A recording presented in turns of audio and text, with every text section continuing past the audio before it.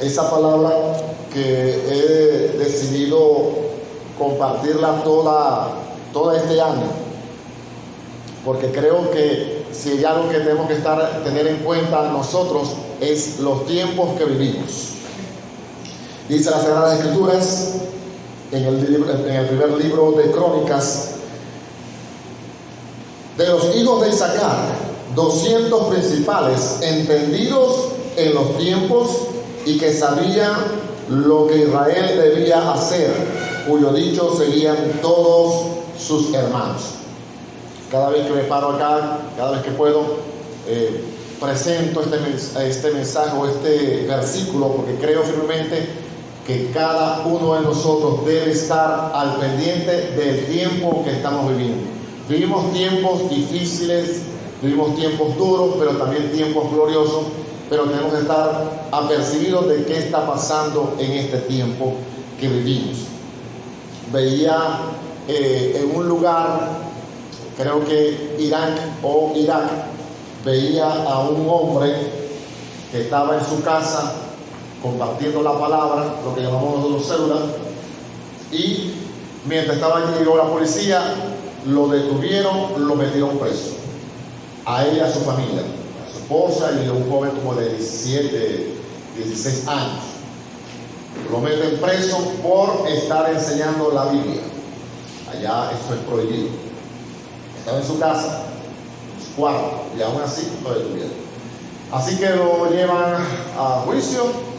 A la esposa la presionaron, a su hijo también, pero al final tuvo creo que unas semanas y la soltaron. Y él lo detuvieron preso.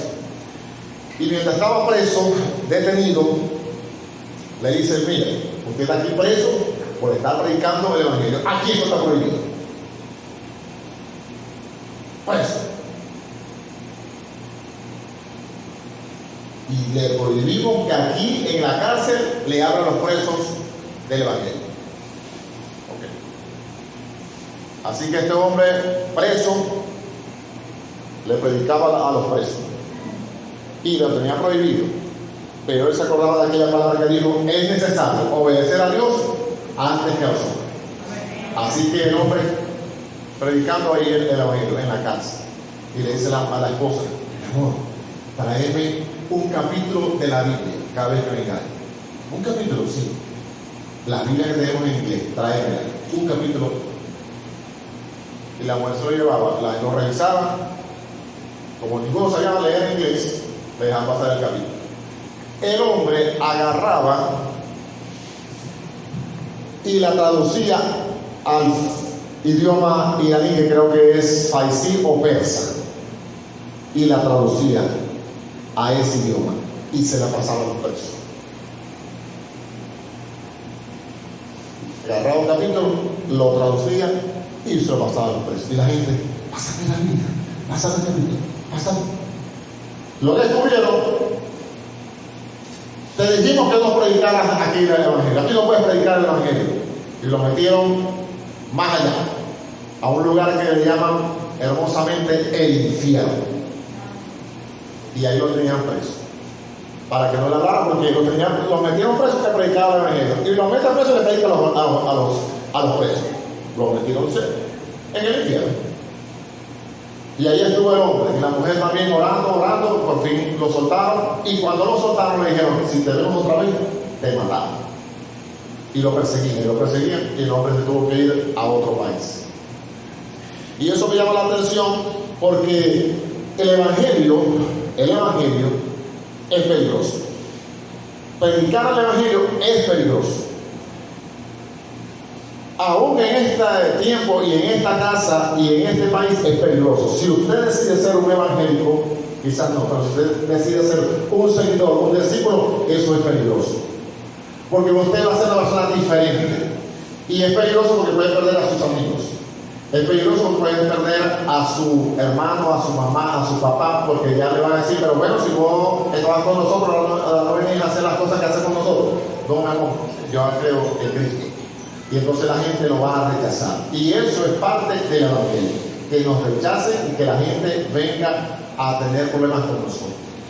Y quería compartir con ustedes eso porque hoy quería hablar sobre el perdón. Y quiero compartir con ustedes algunos versículos, pero antes de compartir esos versículos, quiero que leamos unos versículos que marqué aquí rápidamente en el libro de Levítico, que viene siendo el tercer libro de la Biblia. Y aquí me llamó la atención varias cosas que a veces no tomamos en cuenta. Nosotros predicamos la palabra del Señor porque creemos que esta es la palabra del Señor.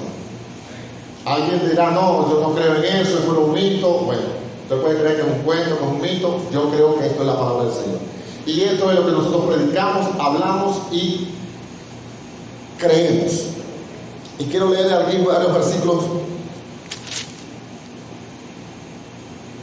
En el capítulo 7 o 8 de Levítico dice de la siguiente manera. Yo lo voy a leer rápidamente. Después Moisés 7, no importa porque voy a leer varios. El 8:13. Después Moisés hizo acercarse a los hijos de Aarón y les vistió las túnicas, les ciñó con cinto y les ajustó las tiaras como Jehová le había mandado. Después sigue el otro, dice, mas el becerro, su piel, su carne, su estiércol, lo quemó el fuego fuera del campamento, como Jehová lo había mandado. Luego dice, en otro versículo más adelante, y tomó Moisés el pecho y lo meció de ofrenda mecida delante de Jehová, del carnero, de las consagraciones. Aquella fue parte de la parte de Moisés, como Jehová lo había mandado a Moisés. Y después dice, más adelante, a la puerta pues del tabernáculo de reunión estaréis de día y noche por 7 días y guardaréis la ordenanza delante de Jehová para que no muráis, porque así me había sido mandado. Y Aarón y sus hijos hicieron todas las cosas que mandó Jehová por medio de Moisés. Todo esto lo estoy leyendo porque aquí lo importante es lo que dice Dios. Lo importante para usted y para mí es lo que dice Dios, no lo que opino yo, lo que me parece a mí o lo que creo yo, porque hoy se habla mucho de lo que a mí me parece, como yo lo veo, como yo lo siento. No, lo importante es qué ha mandado Dios en su palabra. La palabra de Dios está vigente desde Génesis hasta Apocalipsis.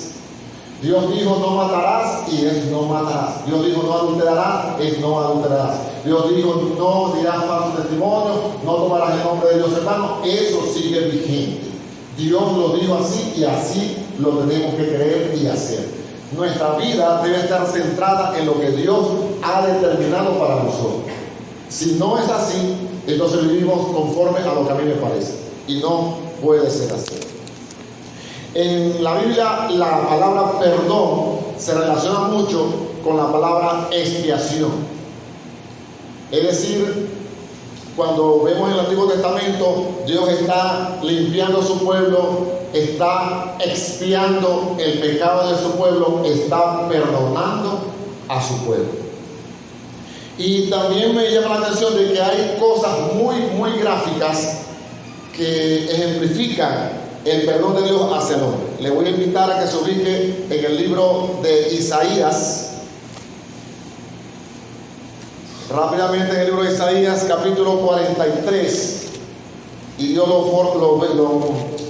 lo ve de esta forma. Isaías 43, 25. Dice, yo soy el que borro tus rebeliones por amor de mí mismo y no me acordaré de tus pecados. Yo los borro. No es que es un manchón, lo borro. Luego en el libro de Miqueas, está más adelante, el libro de Miqueas, el capítulo número 7,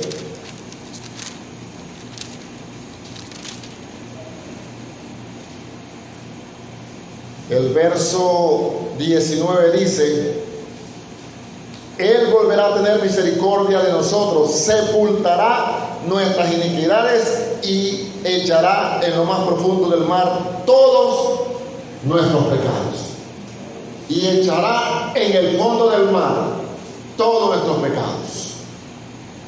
Y el Salmo 103, un salmo hermoso, precioso, maravilloso.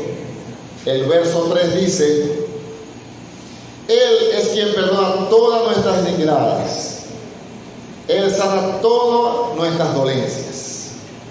Él.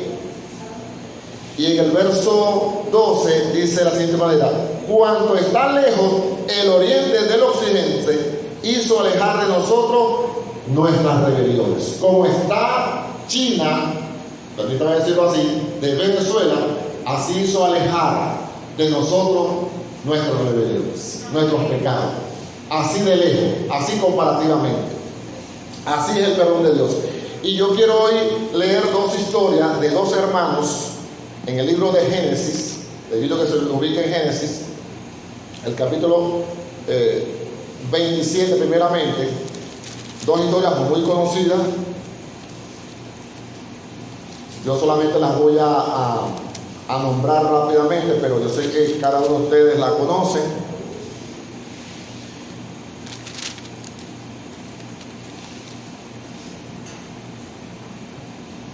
En Génesis 27:41 dice de la siguiente manera: y aborreció Esaú a Jacob por la bendición con que su padre le había bendecido, y dijo en su corazón: llegarán los días del luto de mi padre, y yo mataré a mi hermano Jacob. Va a llegar un momento que mi papá se va a morir. Cuando se muera, yo mato al hermano mío.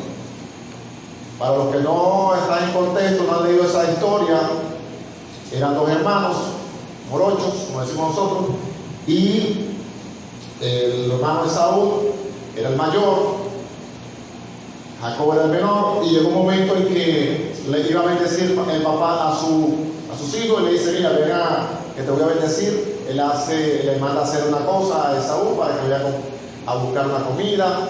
Viene Jacob, le hace una trampa y todo lo demás, y luego viene y le roba la bendición. Cuando le roba la bendición, este hombre jura que lo va a matar, lo odia a su hermano, hasta el punto que dice: cuando se muera mi papá, yo mato al hermano mío, que no puede ser, esto que me ha hecho es imperdonable. Y curiosamente a veces sucede en familias. Hay familias que por alguna razón pelean, gritan, se jalan los pelos y hasta dejan de hablarse. He conocido familias que tienen un mes, un año y hasta años sin hablarse, porque pelearon, discutieron, tuvieron sus pleitos y no se hablan. No se hablan. Y esta familia no es la excepción. Vemos acá en la Biblia que registra que Jacob y Esaú pelean, se gritan y hasta se sentencian: te voy a matar, ya me he cansado, no te aguanto más, esta es la última que me haces. Te aprovechaste, te robaste mi bendición de la primogenitura y ahora me quitaste también la bendición de papá. Muy bonito. Pues no, ahora te vas a dejar conmigo. Y vemos que este hombre se va, huye, corre, está allá con su suegro Labán. El suegro Labán, por cierto, le hizo también trampa a él, y se casa, tiene sus hijos, todo lo demás. Y él llega un momento en que decide volver a encontrarse con ese hombre que lo había sentenciado a muerte. Y él tiene temor, tiene mucho miedo, porque sabe lo que le hizo a su hermano y sabe cuánto lo odia a su hermano. Así que decide venir y hace uno despide a la familia, a las cosas que tiene, y va a encontrarse con su hermano. Si su hermano lo mata, bueno, si me mata a mí, que se cambie por lo menos la esposa y los niños y se quedan con el ganado, dice él, y hace varias cosas. Y viendo y pasando el tiempo, él va y se consigue con su hermano. En el capítulo 33 de Génesis dice: alzando Jacob sus ojos, miró, y he aquí venía Esaú y los 400 hombres con él. Entonces repartió él los niños entre Lea y Raquel y las dos siervas, y puso la sierva y sus niños delante luego a Lea, sus niños, y a Raquel y a José, los últimos. Y él pasó delante de ellos y se inclinó a tierra 7 veces hasta que llegó a su hermano. Aquí el encuentro. Pero Esaú corrió a su encuentro y le abrazó y se echó sobre su cuello y le besó y lloraba. Este hombre que había prometido matarlo, destruirlo, acabarlo, cuando llegó el momento, Dios obró en su vida de tal forma que abrazó, corrió, se enganchó a su hermano y lo besó, es decir, lo perdonó. Y solamente eso puede hacerlo el amor de Dios en el corazón de un ser humano. Después de haber rodeado, después de haber prometido que lo iba a matar, este hombre se reconcilia con su hermano. Y dice, ¿y quiénes son estos? Y él respondió, son los niños de Dios, le ha dado a tu siervo. Cuando uno ve esto en la Sagrada Escritura, uno se da cuenta que el perdón es posible. El perdón, a pesar de lo que te hayan hecho, es posible. Cuando permites que Dios obre a través de tu vida. A través de tu vida. Si no permites que Dios obre a través de tu vida, vas a vivir con rencor. Vas a vivir con, eso es lo que llama la Biblia, raíz de amargura. Y la raíz de amargura no es otra cosa que una rabia que has tenido por algo que te hicieron y no has dejado o no has querido soltar eso. Una de las acepciones o conceptos de el perdón en griego es dejar o soltar.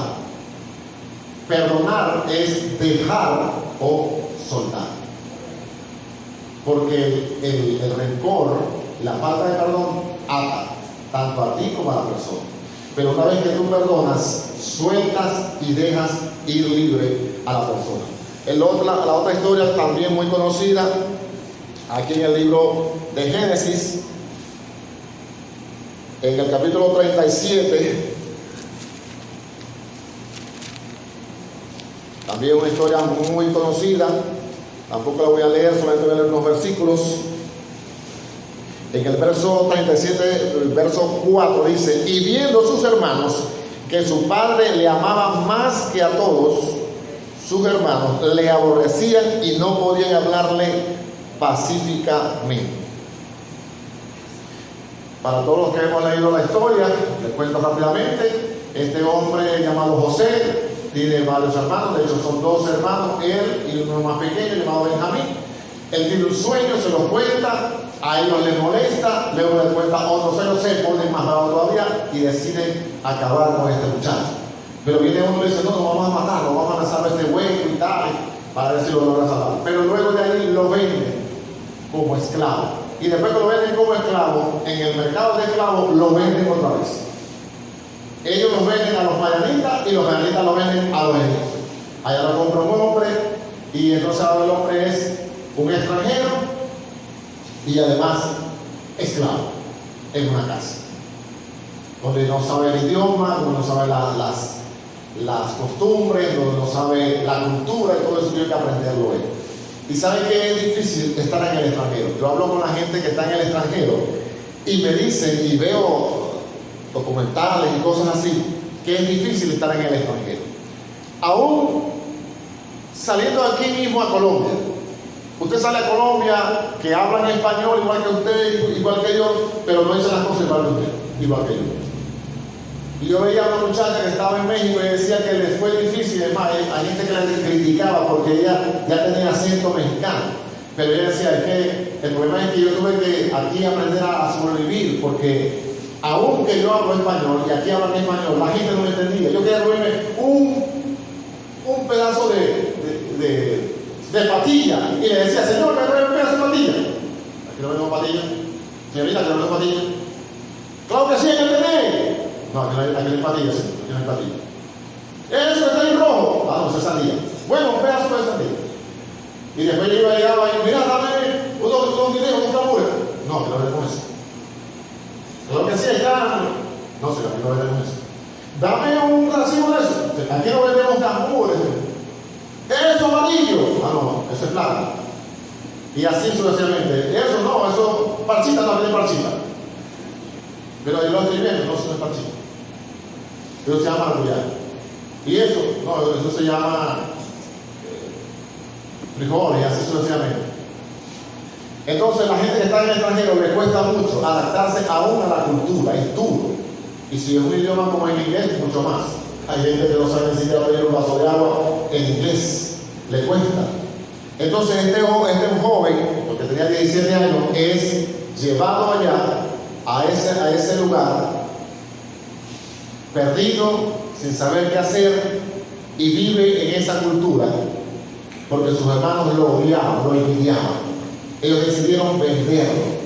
Y allá, después que lo venden como esclavo, lo meten en un problema y dicen que es un violador, lo meten en la cárcel, ahora es esclavo, extranjero, y sale en la prensa diciendo evangélico que le violaron a la señora.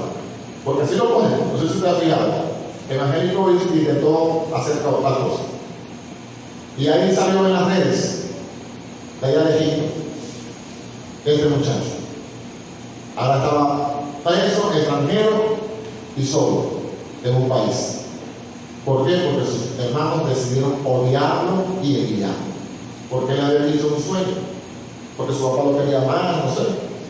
Y luego de eso, él empieza a avanzar allí hasta que llega a ser el primer ministro de Egipto, y sus hermanos van para allá a comprar trigo, a comprar comida, a buscar la papa, porque allá donde están ellos no hay, y vienen, y cuando ellos lo ven, los 10 hermanos se inclinan ante el Señor de la tierra que está en él, como se cumplió, como lo vio él en el sueño. Es decir, que el sueño que él tuvo se cumplió a sus ojos. Y luego que ocurre todo eso, que se da a conocer, mire, ocurre algo bien interesante. En el capítulo 45 dice: entonces dijo José a sus hermanos: acérquense ahora a mí, yo soy José vuestro hermano, al que vendiste para Egipto. Ustedes me vendieron, ustedes me trajeron para acá, por culpa de ustedes yo estoy aquí. Pero ¿saben qué? Ahora no se entristezca ni os pese haberme vendido acá, porque para preservación de vida me envió Dios delante de vosotros. Ahora, escuchen esto: así pues, no me enviaste acá vosotros, sino Dios, que me ha puesto por padre de Faraón y por señor de toda su casa. Este hombre había entendido el propósito de Dios en su vida. Si ya lo que nosotros estamos a aprender hoy es el propósito de Dios en nuestra vida. Veía a alguien que decía que había un sitio donde había muchas enfermedades que se pueden curar, pero no había médicos. Así que él decidió estudiar para médico en ese sitio, se graduó de médico y empezó a ayudar a la gente con la palabra del Señor y con la medicina. Ese es el trabajo de él: ayudar a la gente a que se cure, y ya no las enfermedades que mataban a la gente en ese lugar, ya no las matan, porque hay un médico que los atiende, que le lleva la medicina y se cura. De pronto vos no vas a trabajar de médico, de pronto vos no vas a ir a un país como Irán a estar preso, de pronto el trabajo tuyo es simplemente ser y mostrar a Jesús en tu casa, a tu hermana, a tu mamá, a tu papá. Ese es el trabajo tuyo, ese es tu propósito. Por eso Dios te salvó, para que tú puedas compartir el evangelio a tu mamá, a tu papá, sin rencor. Y acá, en esta parte del capítulo 45 dice: y se echó sobre el cuello de Benjamín su hermano y lloró, y también Benjamín lloró sobre su cuello, y besó a todos sus hermanos y lloró sobre ellos, y después sus hermanos le hablaron con él. José, que había sido lastimado, que había sido dañado, que había sido golpeado, perdonó a sus hermanos. Los abrazó y los besó a todos. No solamente a uno, a dos, a todos, dice las Sagradas Escrituras. Y besó a todos sus hermanos y lloró sobre ellos. Y después sus hermanos hablaron con él. Verdaderamente, nos arrepentimos. La primera condición para el perdón es arrepentirse. Dios nos perdona siempre y cuando usted se arrepiente. Y muchas veces nosotros pensamos que hay gente que no merece el perdón. Yo no puedo perdonar a esa persona porque no se merece mi perdón.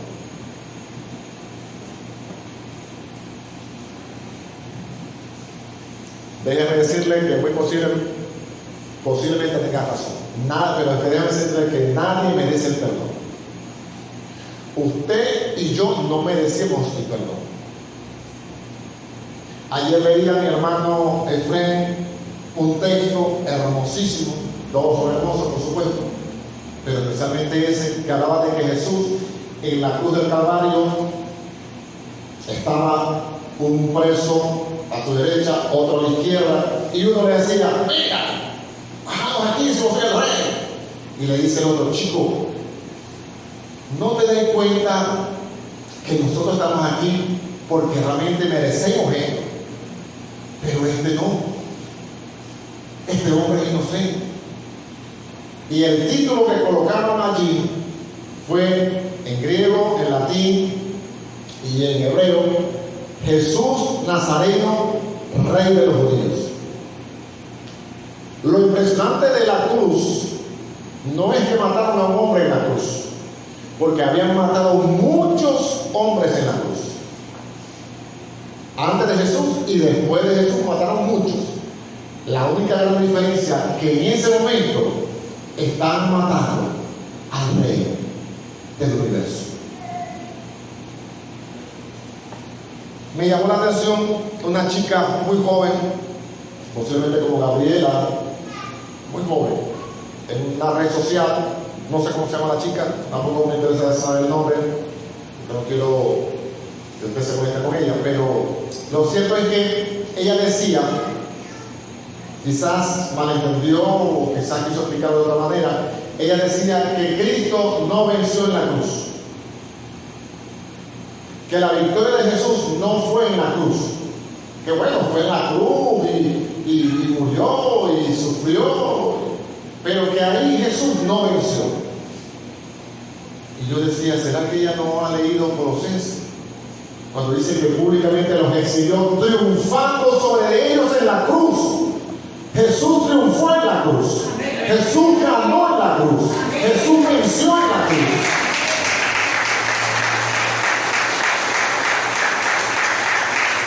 La razón de la cruz, de hecho la cruz es la máxima expresión del amor y del perdón de Dios para el ser humano, porque la cruz era el lugar para usted y para mí. Y Jesús dijo: no, yo voy a tomar los pecados de John, los de Efraín, voy a tomar los pecados de Isabel, voy a tomar los pecados de Celi, y yo voy a morir en su lugar. Yo. ¿Para qué? Para que cuando venga la justa ira de Dios, ellos sean librados. Todo el que cree en mí será librado.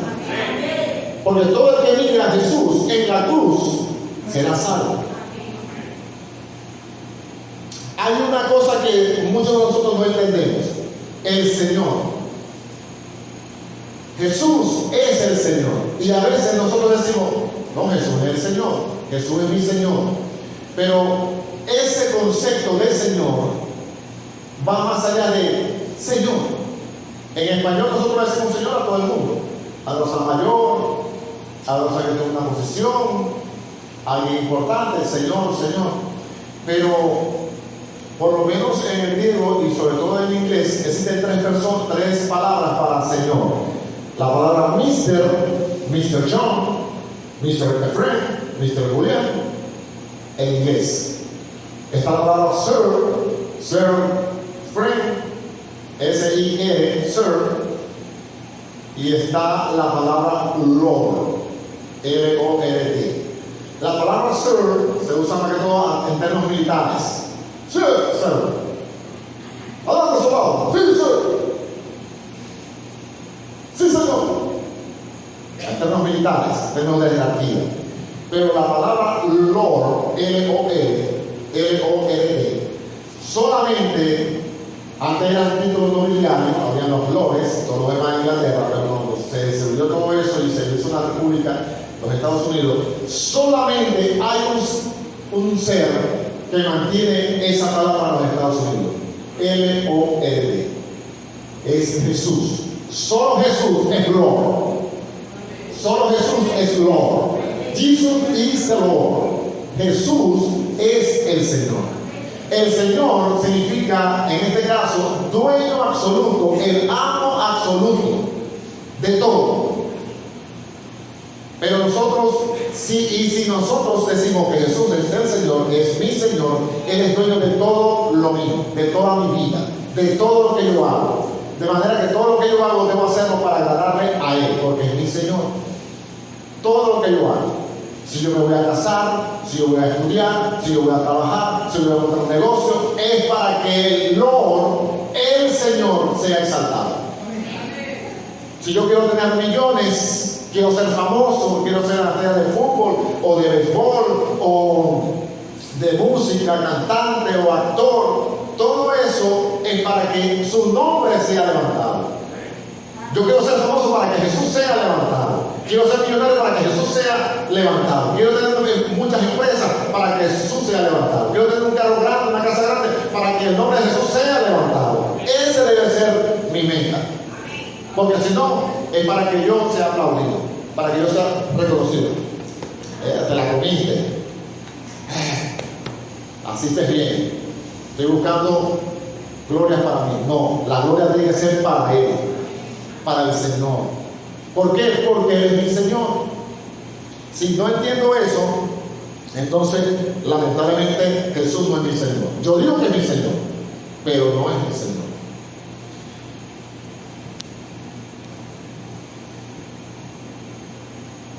En la Biblia aparecen hombres que hicieron cosas muy tremendas en el Señor. Uno de esos son los profetas. Está el profeta Elías y el profeta Eliseo. Hicieron milagros, prodigios y maravillas como nadie. Sin embargo, la Biblia dice que Moisés, varón de Dios, que hizo prodigios y maravillas Dios a través de él como nadie. Nadie se levantó como él en Israel. Milagros portentosos. Eliseo, Elías, ni qué más decir. Tremendos. Sin embargo, Jesús dice que de los hombres nacidos de mujer, no ha habido profeta más grande que Juan el Bautista. Juan el Bautista es el más grande de todos los profetas, lo dijo Jesús. ¿Y cuántos milagros hizo? Ni uno solo.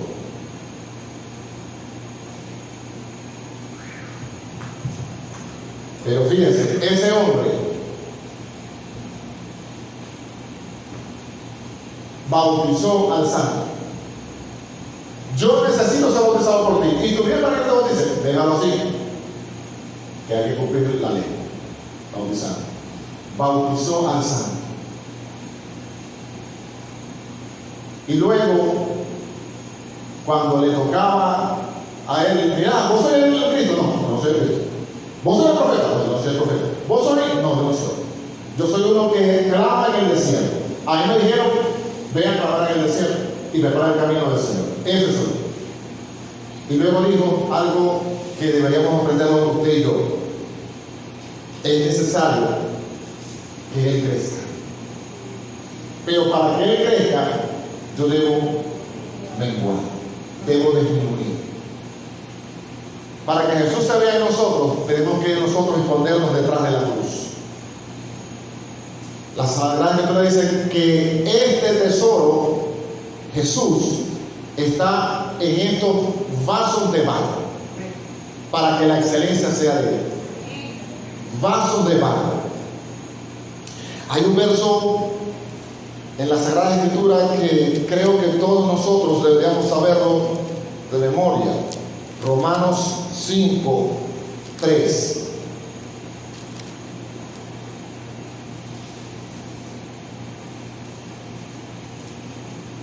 Cinco, creo que yo estoy equivocado, 5:8, disculpen, 5:8. Mas Dios muestra su amor para con nosotros en que siendo aún pecadores, Cristo murió por nosotros. Mas Dios muestra su amor. El amor de Dios es manifestado a través de la muerte de Jesús en la cruz del Calvario. Mas Dios muestra su amor para con nosotros, que siendo aún pecadores, Cristo murió por nosotros. Siendo, no fue que dejamos de ser pecadores, ni todo lo demás, que muchas veces pensamos que ser pecadores es pecados, lo que llamamos pecados escandalosos, que vivíamos en borrachera, o en fornicación, o robando, o atracando. Entonces, si dejamos de hacer esas cosas, ya soy cristiano. O si no hacíamos eso, pues no tengo mucho de qué arrepentirme.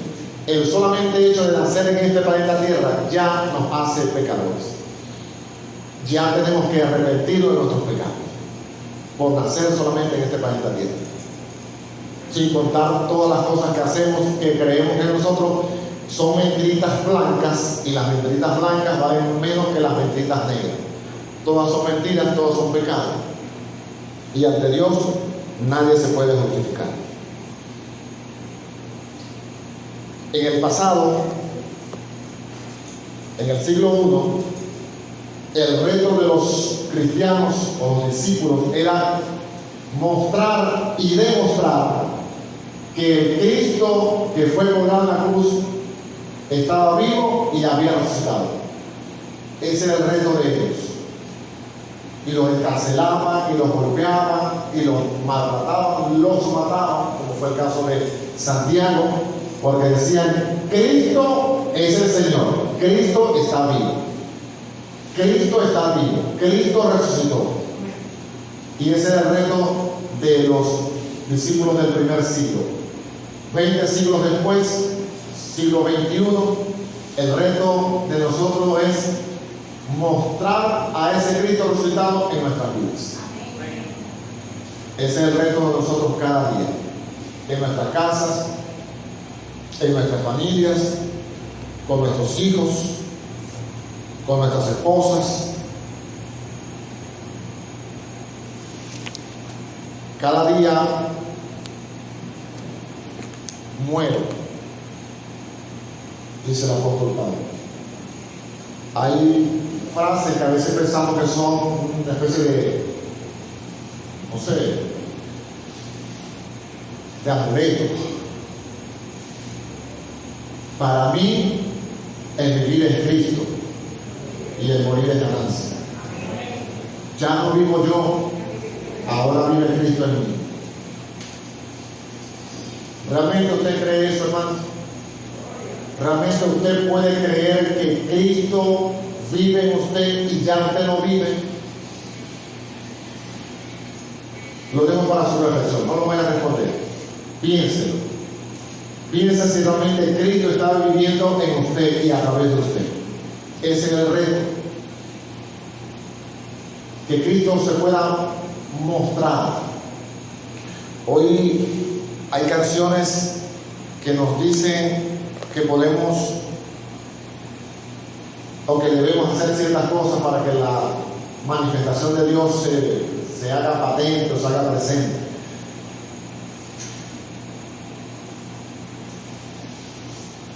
Pero más que hacerse presente en un lugar como este, que es maravilloso, adorar al Señor juntos y de armonía, es importante que se manifieste en nuestra casa. Yo le digo a los muchachos de la clase que a veces tenemos errores, por lo menos hay un concepto mal entendido. Hermano, no juzgue. No juzgue para que no sea juzgado. ¿Por qué? Bueno, porque Jesús dijo no juzgue. Jesús dice también: juzgue con justo juicio. sácate la viga del ojo, cuando veas clarito te laváis los ojos, y cuando veas clarito, te ponéis los lentes, veis clarito, podéis juzgar. Juzga con justo juicio. Alguien me decía, mira, no, lo que pasa es que yo decidí no criticar a tal corriente, porque no me gusta estar criticando a la gente. No se trata de estar criticando a la gente, se trata de que hay una doctrina que hemos recibido.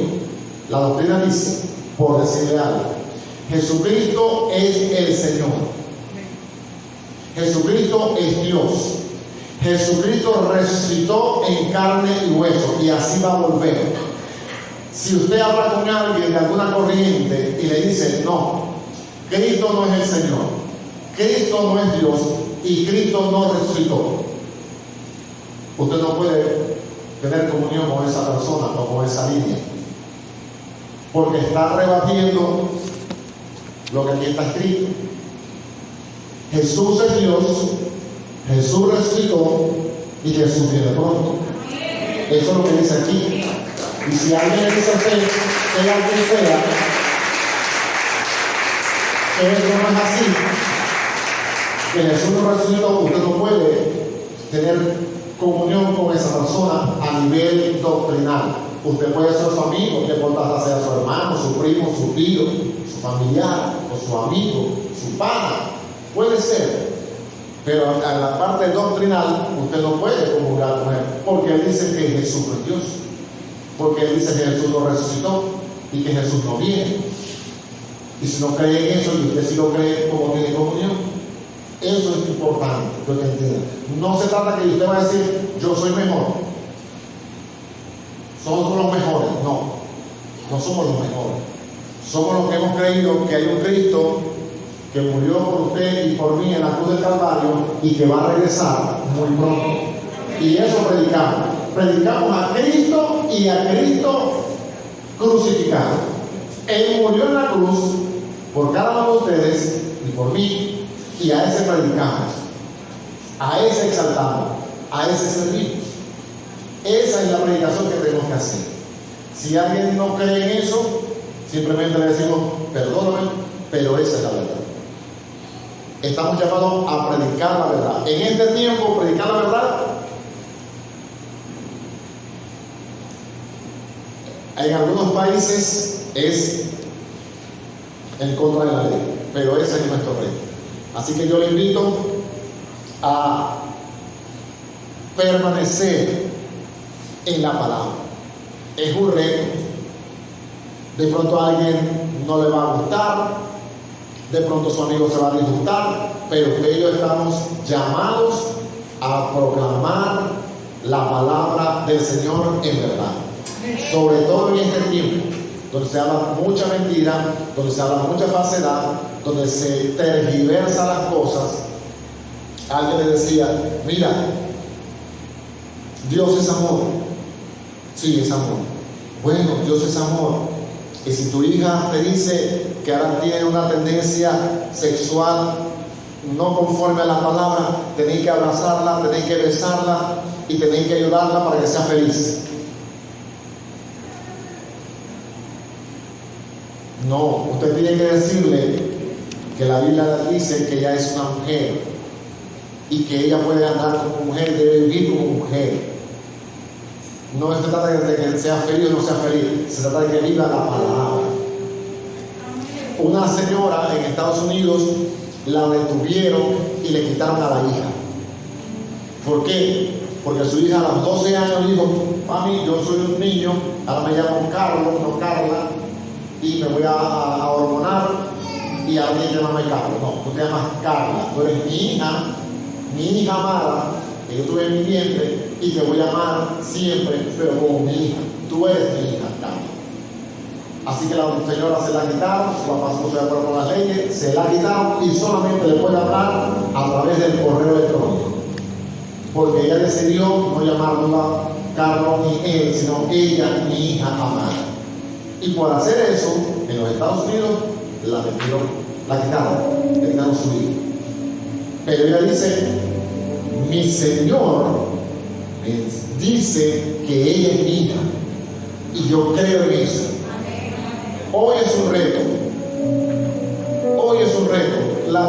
vida un hombre, un actor famoso en Estados Unidos. Él hace películas y hace series, y en una de esas series